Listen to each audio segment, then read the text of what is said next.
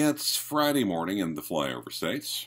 It is cold, wet, blustery weather, but it promises to be above freezing, and Clyde is up early, in case you're wondering about the Simon Crane thing going on. Now, boy, how do I start this? I think Clyde is going to double down on the rare birds.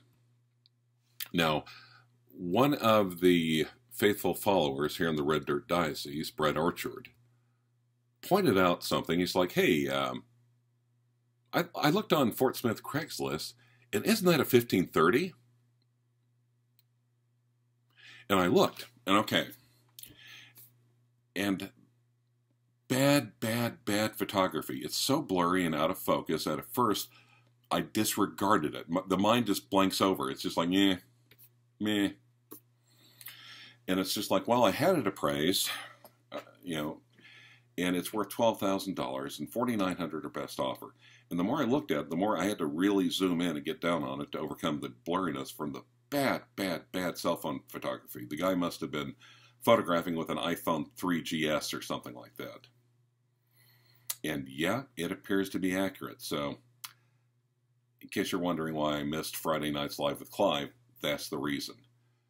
$4,900 are best offer. And by the way, don't get any ideas because I'm recording this now, but I'm not going to release this until I get this in my hands or decide to pass on it because I'm not blatantly stupid.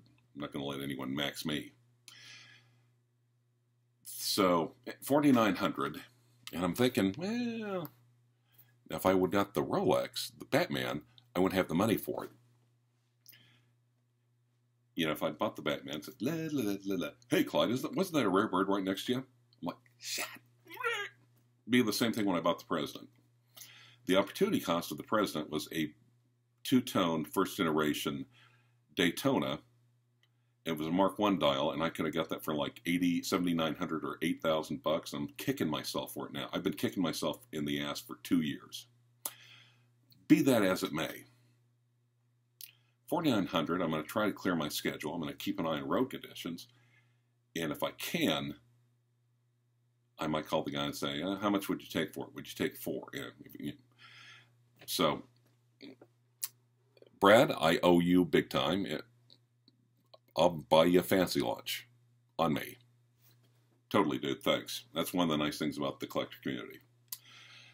As opposed to Unter Texan, who will scoop on your ass. We should be here for each other. And Unter Texan is a professional flipper, and his attitude is, well, why should I pass on something just if I'm right here if you call dibs? Well, why should I look and find... No, anyway, I'm not going to even get into that. Unter Texan did save me from the redialed or misdialed Explorer 2, and I owe him for that. But I consider that debt paid now. Anyway, the Rolex 1530, it's the even rarer bird. Now, the date just I have is the reference 1630 two-tone, minty nice condition, 3,500. Uberocky's private jeweler, Watchsmith, looked it over and is servicing, and I should get it back today. But it might have a little brother here pretty quick.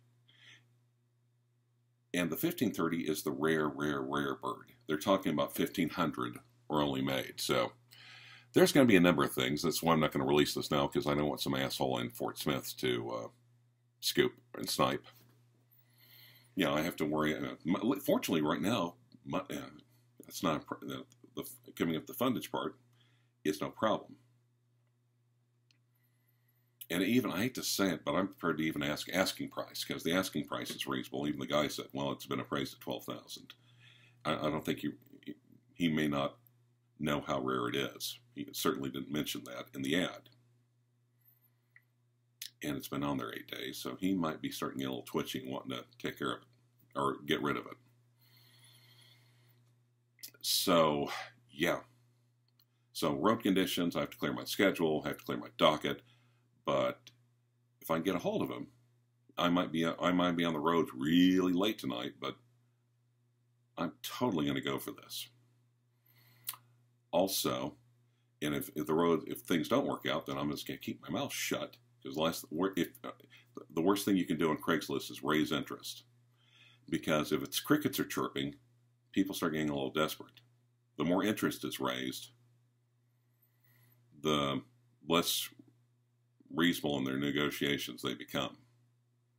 Worst comes to worst, Sunday I'm wide open and I'll have the entire day and it will be well above freezing. So I'm not really worried about a fake on this one because it's such an obscure reference. That was only made for like 2 years or less. 1,500 examples of the 1,530 were made or less. It wasn't even around long enough. It wasn't popular enough for the Chinese to fake it. So anyway, I'm hoping about that. We'll see if it has, call the guy, see if it has box and papers, make sure it's all the links. And yeah, I will totally have to go for that.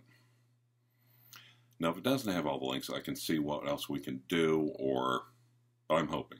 Yeah, I'm hoping. And if it doesn't have the links, that's going to force me to re-examine one of my most closely held rules. If I can't wear it, I won't buy it. I hope it does. So far, I've been rolling 7s. The other thing is, and I talked about this with Archie and explained, hey, I might be going to. And he said, yeah, that's fine, but he said, don't get too excited, Clyde, because it might be rare, but there has to be, besides limited supply, there also has to be demand. He said, I'm not sure how much demand there is for them. They were really big at one point. And we talked about the Rolex bubble back and the semi-bubble backs. And at one point, the bubble backs were hot, hot, hot, hot because people realized how rare and unique and special they are. But then they cooled off once the oversized watch craze caught on. But if I can get that today, especially if I can wear it, if it appears all the links are in, I can have, and then I'll have keep Uberoki's pocket jeweler busy over the weekend. But yeah, I totally have to go for that. I'm really glad I didn't get the Batman now.